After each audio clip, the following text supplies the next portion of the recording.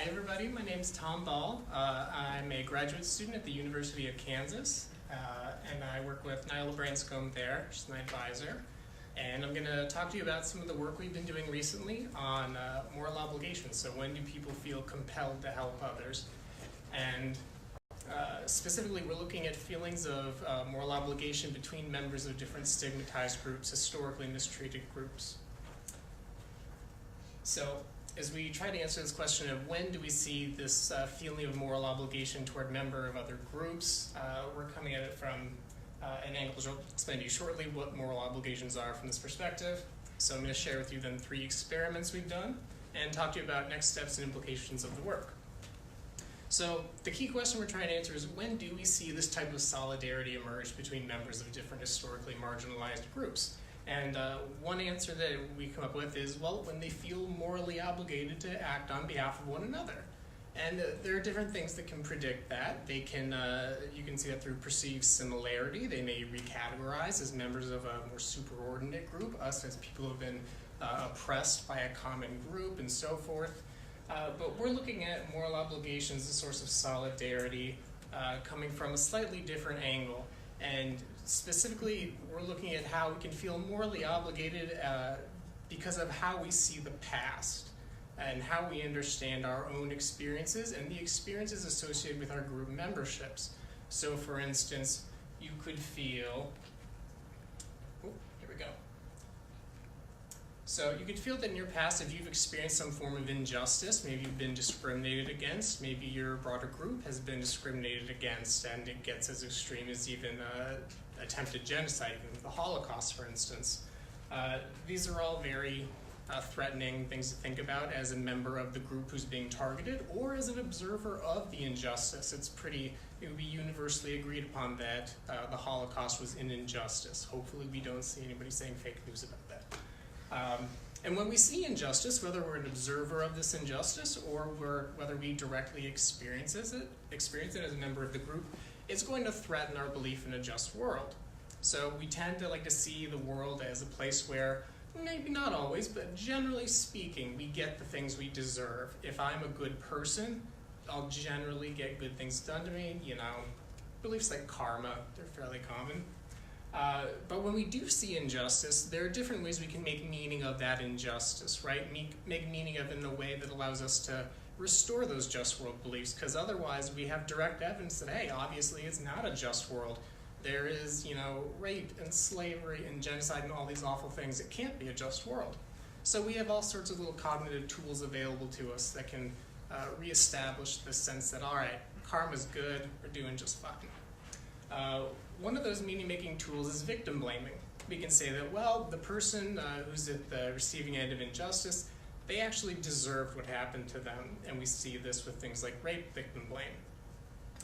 But in cases where the perceived injustice is happening to somebody who is just perceived as an innocent target, it's hard to say that it's not injustice, that they deserved it.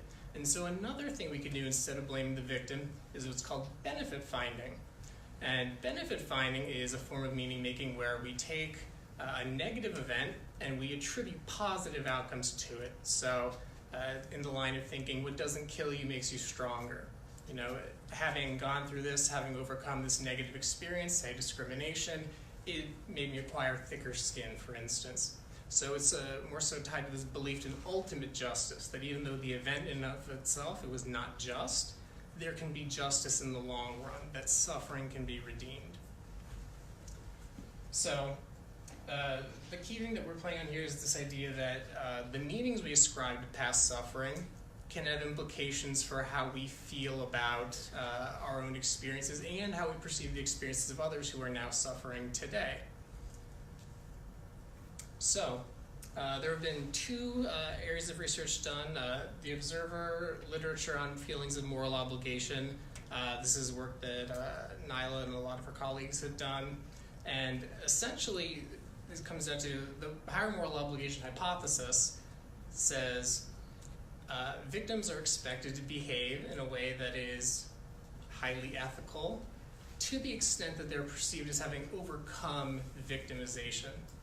And this tends to be true as long as the suffering is past And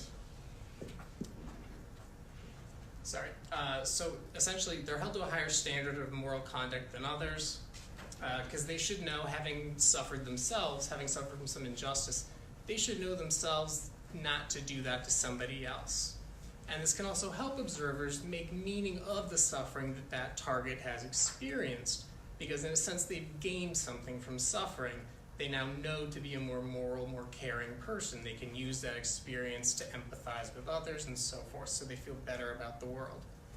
But some empirical evidence for this, and I won't go into specifics of studies just for the sake of time, but some of the studies have shown that when you have examples of two groups who have behaved badly, and you're expected to see, well, what happens when these groups behave in such a way that is not perceived as moral. So actually, before I get to that, if you just ask people thinking about, for instance, following the Holocaust, if you think about, well, what's the effect on Jewish people today, they will report, well, they should be moral, and indulge that. One condition, the comparison condition, is just a group with no adversarial history, not adversarial, but no injustice in the history, no suffering. And essentially, groups with a victimized history are held to a higher moral standard. We expect them to behave more morally than a group without that history of victimization. We also see that when members of those groups that are held to a higher standard, when they're then expected to do something moral to help others, for instance, if they violate that expectation, they're judged more harshly than compared to a member of a group without a history of suffering. But then something I'm personally more interested in at the moment is moral obligations from the perspective of members of the victimized groups. So is it the case that the victims will also endorse these moral obligations, saying, yes, we should behave more morally? And I'm particularly interested here in, is it the case that because we have suffered, we should be very moral toward other groups that have suffered? So if I've experienced stigma in my lifetime, I should be very nice to others who are experiencing some form of discrimination, whether it's for the same group membership or a different one. And so there's only been one set of studies done on the victim perspective for this, and it was done by Warner, Roll, and Branscombe in 2014. And essentially, in this set of studies, to bear it down to the one that says what we need to know for now, when you manipulate the lesson focus, say, if you have participants who are Jewish, think about the Holocaust. What's the lessons for Jews today? What should they take from that? And then another condition, have Jewish participants think about, what's the lessons for Germans today? Okay, they find there's a difference in moral obligations, how much people feel that they are obligated to behave morally toward members of other victimized groups. And for example, one of these groups was Sudanese victims in the Darfur genocide. So, attempted. So, essentially, we want to expand on this and show, okay, what exactly is happening with this lesson focus? Is it the case that when we're focusing on the lessons for the in-group versus the perpetrators, what exactly is happening that's heightening expectations of moral behavior? And so what was hypothesized was that it's this benefit-finding process. So when we're thinking about the lessons today for Jewish people, the thinking is, well, that's what's really mediating this process of lesson focus on moral obligations, is because we're thinking about the lessons for Jewish folks. We're thinking about, well, they can gain insight into others' suffering, they can be more empathetic, maybe they can be stronger, and so forth. So we wanted to follow up on this first by directly manipulating benefit finding, and not just saying, well, generally focus on this area. We want to directly manipulate. Now, think about the positive consequences of this. So study one was looking at this, a sample of Jewish Americans. I got in Ohio. A couple of little characteristics there. Mean age of about 30. It was about half and half, men and women, all white, and no participants were excluded. So what we did is we had a cover story to say that this is about bullying. At the time, this was a couple years ago, at the time bullying was a big issue in the city where we did the study, which was in Beechwood, Ohio. So it was a big deal around town, so I went to the JCC there, Jewish Community Center, and handed out surveys. So the surveys were just intended, claimed to be about bullying, attitudes toward it, and what do you think about it? But what we did is we gave them a little vignette in which they read about a young Jewish person. They were told to imagine that this is themselves, and they were bullied in art class, and they read in the vignette they were bullied for having a big nose, a stereotypical Jewish trait, right? And then we randomly assigned folks to one of two conditions, telling them to either think about the positive consequences of that event and how it would promote their ability to handle future adversity, or negative consequences, how it would hinder their ability to confront future adversity. And then they filled out dependent measures. And our prediction is that we should see a main effect of this manipulation in folks in the positive condition.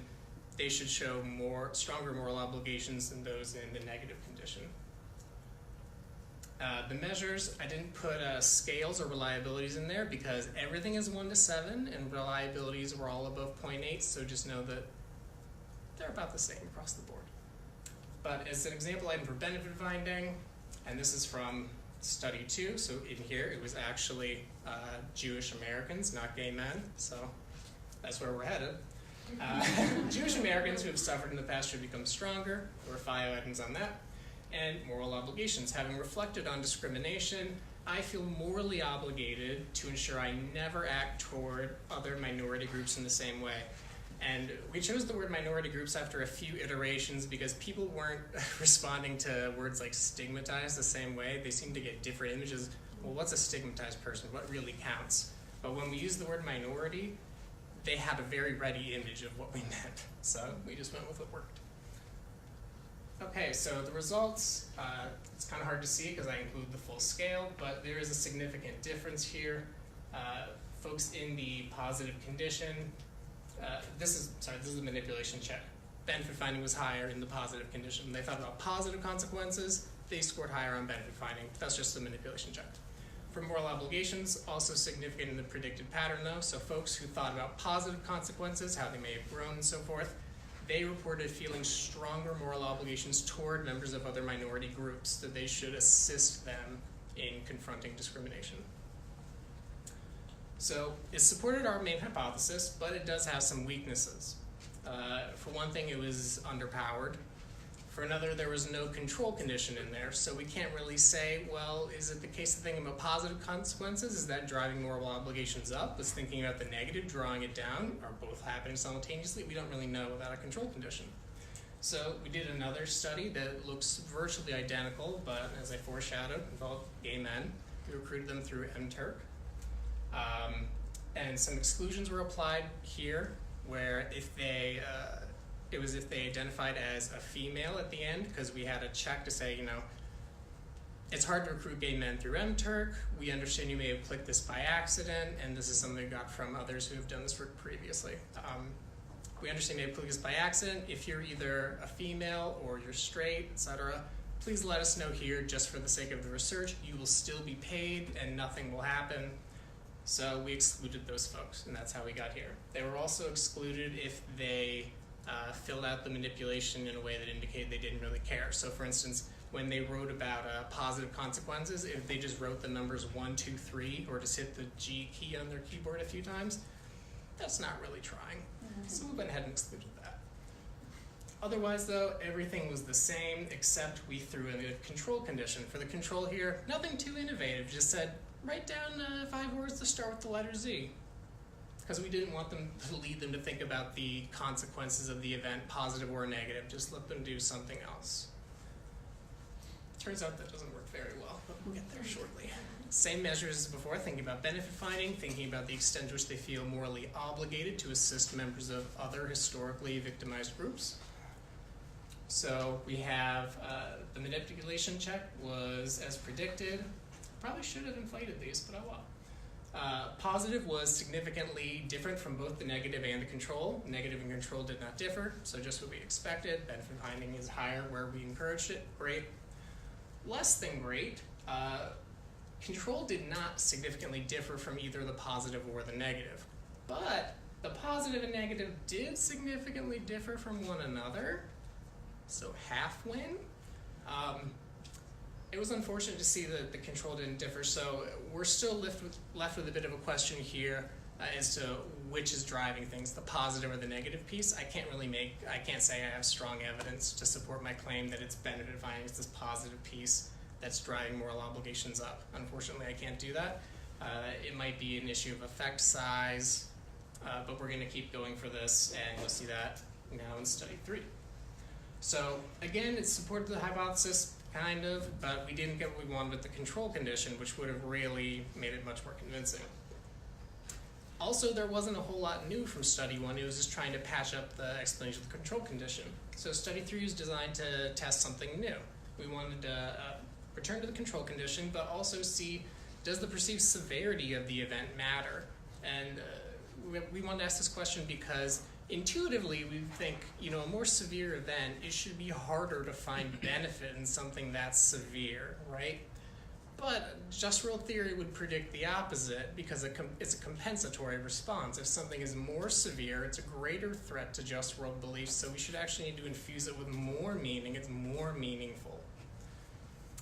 And the other thing we wanted to look at is what are some of the mechanisms that contribute to this overall effect of feeling as though a history of victimization leads to or makes somebody required to behave more ethically. And we'll look at that. So there are 2 manipulations this time. This is gay men again through Interg. Exclusions, same thing happened. And this time I will mention, so the survey was designed to be about the effects of internalized homophobia. And people were told, we want to know what you think about the effects of internalized homophobia, how's it affected your own life? And then we randomly assigned them to high or low severity, where we had them read a portion of a meta-analysis, a real meta-analysis from University of Chicago, and we gave them one of 2 findings so that they were all true. We either told them that internalized homophobia was a strong predictor of depression in later life, or a relatively weak predictor of anxiety in later life. So that's how we manipulated severity. We then manipulated benefit finding in a slightly different way. We didn't want to directly lead them to think about positive consequences. We didn't want to really force it too much. So instead, we just had them think about, what did this event mean for you today? Having experienced anti-gay stigmatization, how has that affected who you are today? And in the other condition, we use sense making as kind of a comparison here to think about, well, why do you think the bully did that to you? Or people who stigmatized you. Why do you think bullies who stigmatize others for being gay, why do you think they do that? So again, we're trying to lead them away from thinking about the consequences, making meaning in that way, to try and separate this effect. And then dependent measures, benefit finding and moral obligations again, but now we also wanted to test out some of the potential mechanisms involved. How are these effects happening? So we threw in just world beliefs, because even though just world beliefs is a strong part of the theory involved, it's never actually been tested or measured as part of this. Example item, I usually receive the outcomes I deserve, so distributive as opposed to procedural justice. And then we also included a measure of post-traumatic growth, thinking that might be what's driving the effects of benefit finding. So I changed my priorities about what's important in life, things of that nature. And for full transparency, the just world beliefs, because you'd probably already tell we're going for mediation here, this was completely a priori. This was a priori-ish. We decided ahead of time, we're going to measure this. It could be transmitting the effect of benefit finding, but we also thought, oh, maybe it's an outcome of this as well. So in full, transparency, this was pure a priori. This was half there. Okay, study 3 results. I'll make this quick because this is going kind of long, sorry. Manipulation checks, all good. No main effect of benefit finding, not great. So, yeah. Main effect of severity, though, and as predicted. So it was not the intuitive version where less severe things are easier to find benefit in. It was the exact opposite. Things that were more severe produced greater benefit finding. Or more moral obligations. When things were more severe, we felt more obligated to behave morally. Okay, and then we're going to look at a couple path models real quick. So for the severity manipulation, you're thinking, well, if it's more severe, this is the somewhat counterintuitive hypothesis, that if it's more severe, it should threaten just world beliefs more, and we should need to compensate more, so we'll report being even more moral. Yes, we're really moral people, we're obligated to help others, showing solidarity, and that's exactly what we saw. So, severity condition predicted for folks in the high severity, lower just world beliefs, but just world beliefs predicted moral obligations. Let me see the confidence intervals here. One of the confidence intervals here is on 0, the upper bound is on 0, so I'm just treating this the same as if I found p equals 0.05. We could call it marginal if we want, if it makes us comfy. Just say it's in the right direction. And then we also wanted to look at, well, what's the mechanism for benefit finding? We didn't see the direct effect of benefit finding condition, or the meaning-making manipulation. We didn't see that direct effect on moral obligations, but we did still want to see, well, can we get some sort of mechanism out of this? What about benefit finding leads to moral obligations? And we got some pretty strong evidence for post-traumatic growth. So it's not simply that we're thinking about nice, positive things and that makes us feel like we should be moral people. It seems that at least in part it's this feeling of having grown, having achieved some sort of greater strength. That seems to be what's contributing to this arc from benefit finding, the meaning that's made of suffering, to feelings of moral obligation toward other groups. So to the extent that we feel that we've grown as a result of this history, then we feel morally obligated. So next steps, definitely need to go back for the control condition. It's been pretty difficult to find a good control condition because, at least in my opinion and experience so far, it's hard, maybe impossible, to get people to just not think about the consequences of an event if you just tell them about the event and then give them any sort of measure about meaning making. It's kind of a white bear issue, right? You tell somebody, don't think of a white bear, it's going to happen. Everybody has the Coca-Cola bear in their head, right? So that's been a little rough. We'd also want to code the benefit finding themes to see if certain themes within benefit finding, maybe strength, maybe empathy, maybe religiosity, who knows what, some themes might be more predictive of moral behavior than others and judgments of what is moral. And more to differentiate this research from the majority of research that's been done on observers, because what's been done so far, they look really similar, and so we might make the understandable claim that, so it's the same thing for observers and victims, right? You think that things went well, or there's some benefit now today, therefore we feel morally obligated, and that's probably misleading. Some of the processes involved, with just world threat, those may apply to both observers and victims, but there's likely other motivations involved for members of the victimized group. It could be a threat to self-esteem. There could be so very much a social identity threat involved, that if a valued group membership, if we're told that there's a history of victimization, it makes us feel badly about that group membership by sort of reasserting or reappraising that group membership and its value. That could be restoring some of that.